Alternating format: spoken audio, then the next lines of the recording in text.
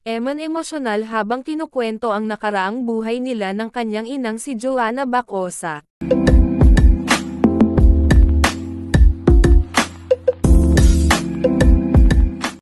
Si Eman Bacosa Pacquiao ay naging emosyonal nang muling mapag-usapan ang kanyang kabataan. Matatanda ang bago siya nakilala ng publiko, marami siyang pinagdaanan na hirap kasama ang kanyang inang si Joanna Bacosa. Lumaki si Eman sa payak na pamumuhay at madalas nilang hinaharap ang kakulangan sa pang-araw-araw na pangangailangan. Sa kabila ng mga pagsubok, hindi niya nawala ang pag-asang magiging mas maayos ang kanilang buhay. Ang kanyang ina na si Joanna Bacosa ay nagsikap upang mapalaki siyang may mabuting kalooban.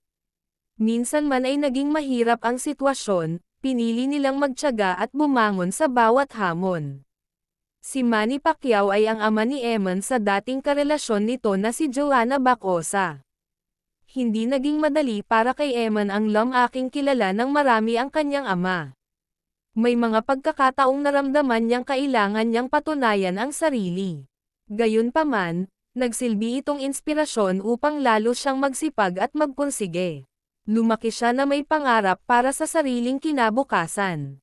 Ikinwento ni Eman na ang kanilang pinagdaanan ay nagpatatag sa kanya bilang tao.